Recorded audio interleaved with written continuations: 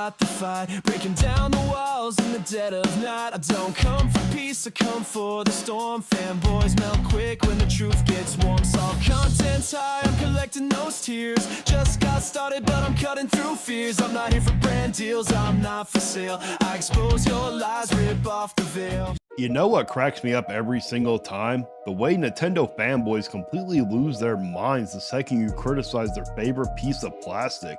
It doesn't matter what you say. You could point out the obvious, the undeniable truth that Nintendo is selling cut content as DLC and expansions.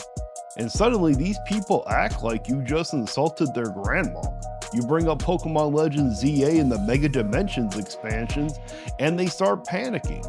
They act like you're spreading lies, like you're some villain in a Saturday morning cartoon. But the truth is right there in plain sight.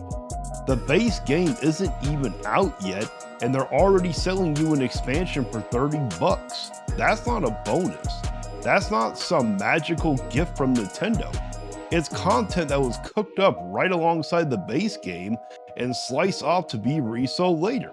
That's called cut content, end of story. But then you've got Donkey Kong Bonanza with Emerald Rush DLC. Barely a month after launch, here comes Nintendo knocking on your door like a greedy landlord asking for rent early. That's not expansion content. That's the piece they intentionally withheld so they could squeeze more money out of you. It's like buying a brand new car, driving it off the lot, and the dealership calling you a week later like, oh, by the way, did you want the steering wheel? That'll be $30 extra. And the fanboys, oh man, the fanboys will still jump in to defend it. They'll tell you, no, this is fine, this is new, this is optional, this is premium. No, stop lying to yourself, it's cut content.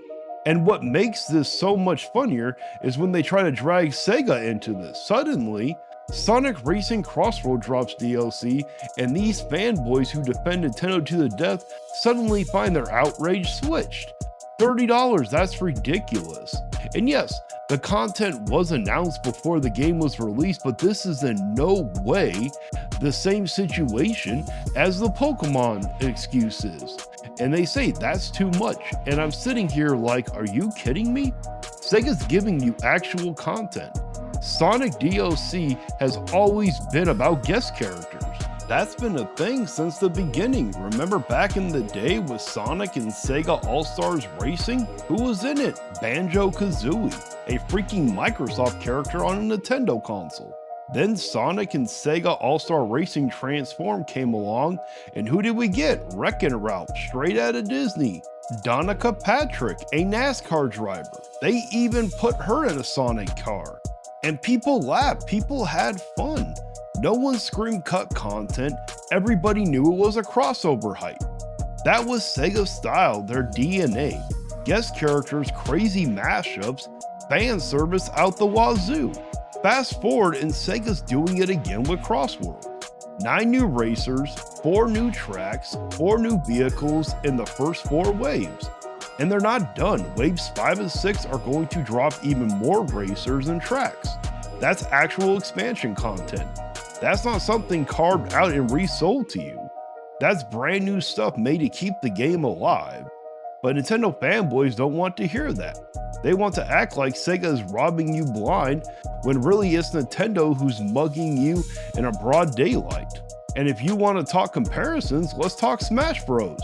People gladly handed over $25 per fighter pass for 6 new fighters, 6 new stages, and some music. Nobody called that cut content. In fact, fanboys built shrines to Sakurai like he was a god handing down gifts from the heavens. They praised every DLC fighter as though Nintendo was feeding them mana. But Sega does the same thing, offers more even, and suddenly it's a scam. No, that's hypocrisy, that's bias, that's fanboy brain rot. You know who else has done guest character DLC for years? Just about every other big name company. Mortal Kombat, they went all in. The Terminator, Rambo, RoboCop, Spawn, Joker, all added as DLC. People loved it. No one cried cut content. Tekken 7 added Negan from The Walking Dead.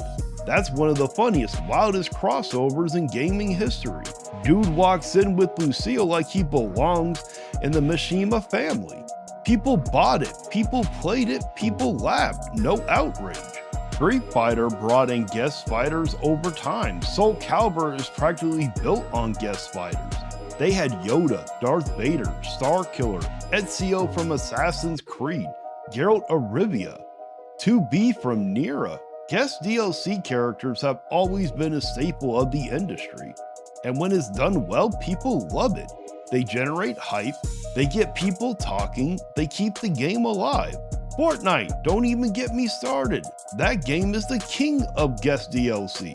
Marvel heroes, DC villains, anime icons, movie stars, celebrity, LeBron James, Ariana Grande.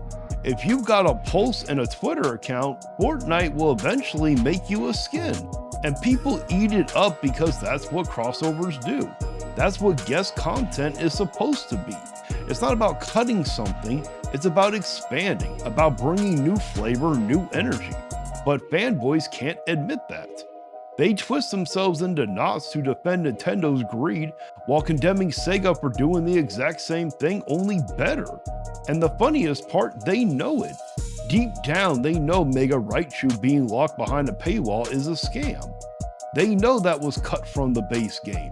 They know Emerald Rush was chopped at a Donkey Kong Bonanza like a surgeon pulling an appendix. They just don't want to face it because that would mean admitting they got played, and they spent money on something incomplete, and no fanboy can handle that kind of self-reflection. And while they're busy running damage control, while they're busy writing excuses and rehearsing them, the rest of the gaming world is moving on. Astrobot gave people free content updates. Free, imagine that. A company actually giving back to the players instead of squeezing them for every penny. And you look at Capcom, you look at Bandai Namco, you look at Sega. Yeah, they all sell DLC, but most of the time they deliver actual meat on the bone. Nintendo gives you a bone with no meat, charges full price, and fanboys call it filet mignon. What's even better is how the fanboys attack everyone who calls it out. You say this looks like cut content, and suddenly you're the villain. They'll cry, "Why are you so negative? Why don't you just let people enjoy things? Oh, I'm sorry. I didn't know questioning corporate greed was a crime. I didn't know consumer advocating was a felony. My bad, officer. Throw me in Nintendo jail. I'll do my time." The truth is, these people aren't defending Nintendo, they're defending themselves. They're defending their own bad purchases, their own cognitive dissonance. It's easier for them to attack critics than to admit they got ripped off.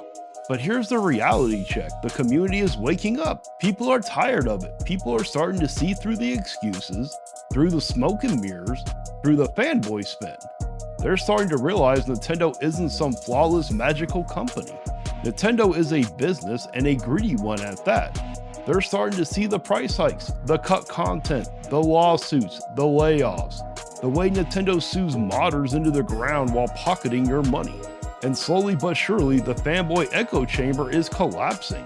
Their channels are drying up, their views are going down, their influence is fading because nobody wants to watch a corporate apologist anymore. Nobody wants to watch someone lick boots on camera while pretending it's gourmet dining. So keep trying, fanboys. Keep crying about Sonic Racing Cross Worlds.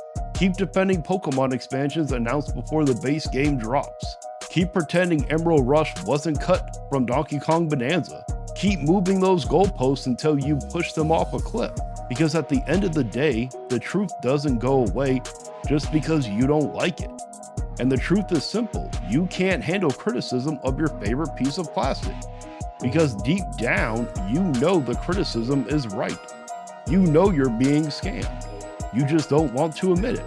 And when your channels keep dying, when your excuses stop working, when the community finally turns its back on you completely, don't come crying to us. Don't blame the algorithm. Don't blame negativity.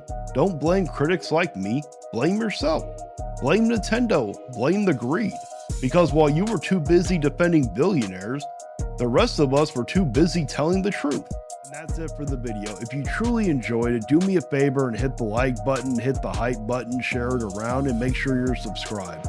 I post a long video every day, and I also go live Monday morning at 5 a.m. Pacific time, where I react to the saltiest fanboys around. And also, make sure you subscribe, because I'm really trying to hit 5,000 subscribers by the end of the year, and I really need your help. If you really want to support the channel, consider becoming a member. It's only $1 a month. You'll get special badges, custom emotes, and of course your name shouted at the end of every video. And once that list gets too long, don't worry, I will turn it into a full-on credit roll so everybody gets their chance to shine. Also, don't forget to check out the merch if you want to rep the Vigilante Fire. And as always, until next time guys, stay vigilant. And now it's time to read off the members of the channel. We got Coral Subjective, Maximilian Pegasus 88, Mad Fox 94, Shade Milkman, Oh No It's Justin, Brian Payne, Andy Ritz, Jay Wesby 65, C-Stars Piplup, Maximus 2400, Geezer Noob, Dustin 360, That PlayStation Gamer, The Gaming Rift, Raymond YouTube 1, Brian Abraham, Stephen Ramey, Vetful Zexel, Wooden's Throne, Matthew Buckley, Byron Morse, King Paco Nintendo Lover, AV Gator 2000, Blue Moon, John Marr, Baron Grod, a name I'm gonna try to pronounce, Kawabi Asari, I probably butchered it and I'm sorry. It's Josephus, Gundam Hufflepuff, Johnny Bones Jones, Angel Black, the one and only Groot, Female Goku. Thank you so much for becoming part of the crew. You can cry in the comments, but you won't survive. Like and subscribe if you feel that vibe. We're